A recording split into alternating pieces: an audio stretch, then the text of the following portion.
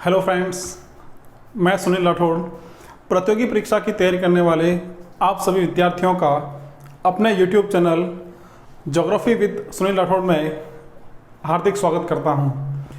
साथियों, आप सभी इस समय आरपीएससी और अधीनस्थ चयन बोर्ड की विभिन्न भर्ती परीक्षाओं की और कुछ विद्यार्थी भारत स्तर की कुछ प्रतियोगी परीक्षाओं की तैयारी कर रहे हैं। साथियों, मैं आपके सामने ज्योग्राफी के कुछ महत्वपूर्ण टॉपिक लेकर आया हूं, जिसके अंतर्गत हम राजस्थान, भारत और विश्व भूगोल के विभिन्न टॉपिक्स को क्लियर करेंगे, जिसके माध्यम से आप सभी अपनी उन तैयारियों को और अधिक अच्छा कर पाएंगे।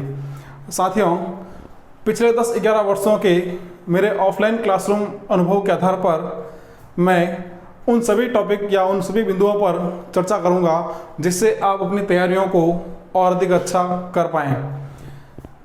साथियों, पिछले 10-11 वर्षों से ऑफलाइन क्लासेस में विद्यार्थियों ने बहुत अधिक स्नेह दिया है। उम्मीद करता हूं इस मंच पर भी आपका स्नेह मिलेगा। सबसे पहले हम बात करते हैं कि हम जो आने वाले दिनों में पढ़ने वाले हैं उसकी रूपरेखा क्या रहेगी, हम क्या क्या पढ़ने वाले हैं और आपको मेरे साथ पढ़ते समय किन बातों का ध्यान रखना है। तो शुरू करते हैं। सबसे पहले बात करते हैं हम राजस्थान भूगोल के कौन कौन से टॉपिक पढ़ेंगे।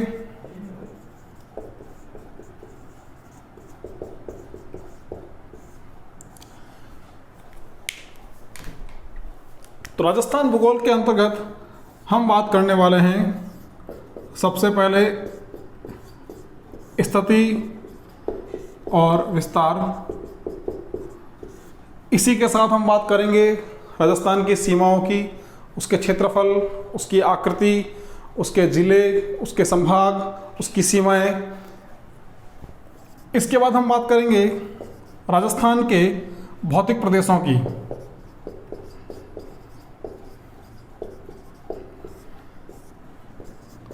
हम बात करेंगे राजस्थान की जलवायु की, जलवायु के साथ मृदा और यहाँ की प्राकृतिक वनस्पति की।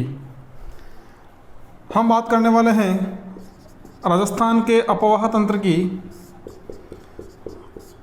अपवाह तंत्र में हम पढ़ेंगे राजस्थान की प्रमुख नदियाँ और झीलें।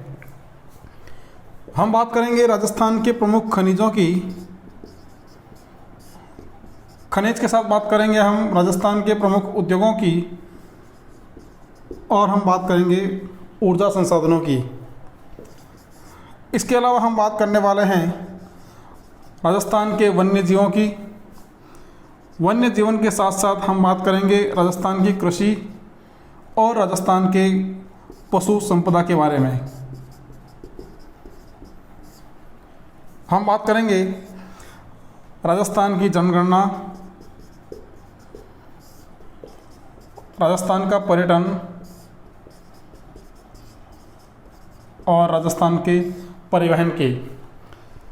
तो ये सारे टॉपिक जो हम राजस्थान भूगोल के अंतर्गत पढ़ने वाले हैं। अब हम बात करते हैं भारत के भूगोल के अंतर्गत।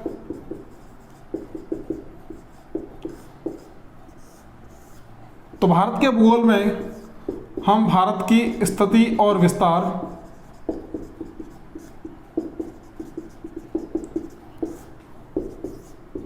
भारत के भौतिक प्रदेश,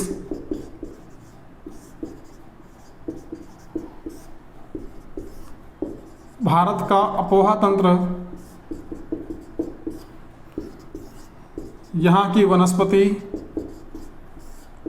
और वन्य जीवन।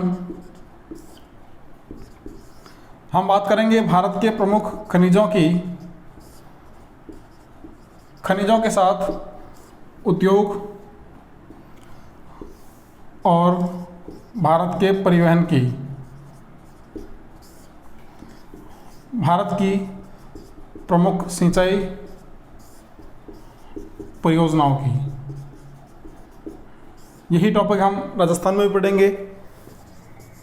राजस्थान की प्रमुख सिंचाई एवं पेयजल परियोजनाएं। तो ये राजस्थान ज्योग्राफी के सारे टॉपिक, यहाँ पर भारत के भूगोल के सारे टॉपिक। उसके बाद हम बात करते हैं विश्व भूगोल की।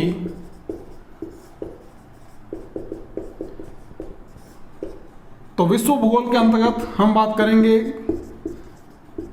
स्थल मंडल की,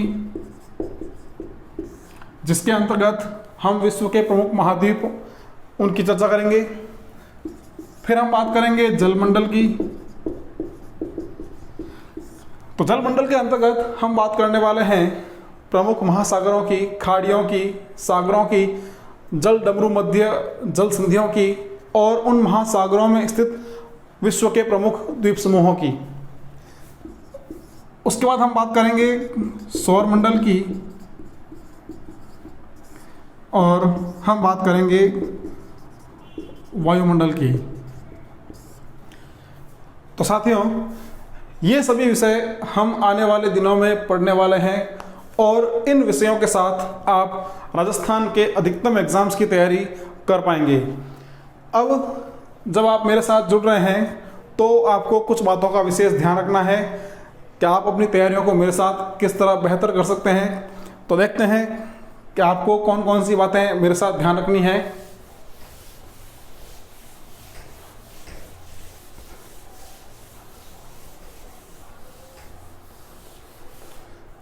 ऑफलाइन क्लासेस में अब तक जो मेरे विद्यार्थी रहे हैं उनसे मैं ये बातें हमेशा कहता हूँ कि आप इन बातों का ध्यान रखकर अपनी तैयारियों को, विशेषकर यदि आप भूगोल पढ़ रहे हैं तो भूगोल पढ़ते समय आपको कुछ चीज़ों की आवश्यकता हमेशा रहती है।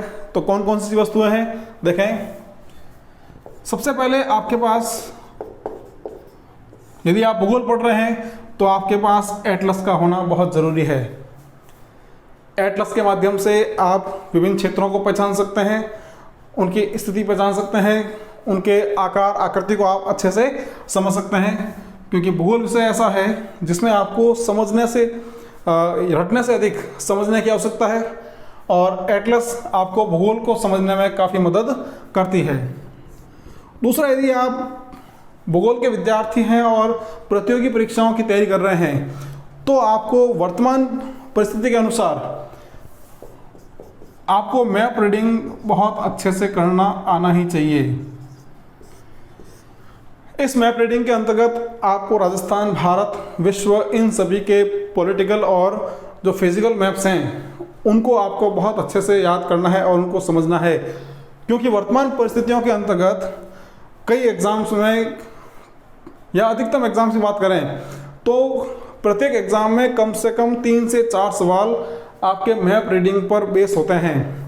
तो यदि आपका मैप रीडिंग स्ट्रॉन्ग है तो आप उन 3-4 क्वेश्चन को सही करके अन्य विद्यार्थियों की तुलना में आप आगे बढ़ेंगे। तो दूसरी वस्तु हो गई मैप रीडिंग। आपके पास एटलस बहुत ज़रूरी है। दूसरा, आपके पास मैप रीडिंग या आपका मैप रीडिंग अधिक स्ट्रॉन्ग हो। तीसरा,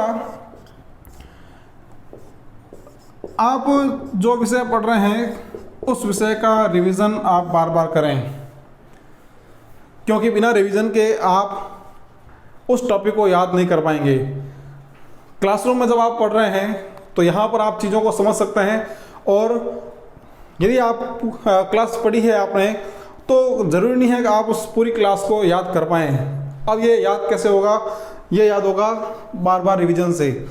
तो मैं ये कहूँगा कि आप इन वस्तुओं को जो आप क्लासरूम में पढ़ रहे हैं उन वस्तुओं का बार बार रिवीजन करते रहें।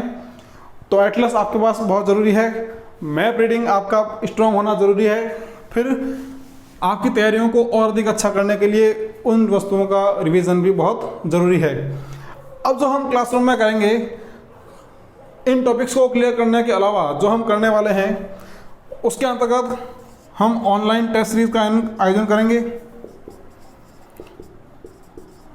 और कुछ विशेष क्लासेस में,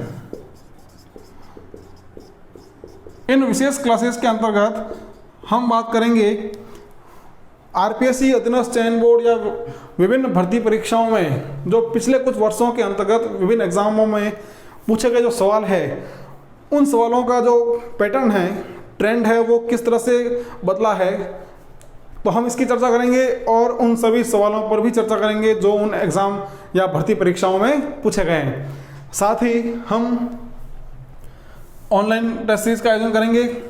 तो ये कुछ एडिशनल चीज़ें हैं जो हम इन टॉपिक्स के अलावा आपके लिए करने वाले हैं। आप यदि मेरे साथ जुड़े हैं और आप अपनी तैयारी को बहुत अच्छा करना चाहते हैं तो आप इस चैनल को सब्सक्राइब करें। इस चैनल को आप अधिक से अधिक लोगों तक ज़रूर शेयर करें। आपके यदि कोई सुझाव है तो आप कमेंट बॉक्स में ज़रूर ड्रॉप करें, जिससे हम उन सुझावों से हो सकता है कुछ और इनोवेटिव कर सकें। आपके सुझाव हमेशा ही हमें और अधिक अच्छा करने के लिए प्रेरित करेंगे। मैं एक बार पुनः आप सभी का स्वागत करता हूं और उम्मीद करता हूं कि आप मेरे साथ हमेशा इसी तरह जुड़े रहेंगे। आपका स्नेह मुझे मिलता रहेगा। इसे चैनल को आप अधिक से अधिक मित्रों तक जरूर शेयर करें। बहुत बहुत धन्यवाद। Thank you.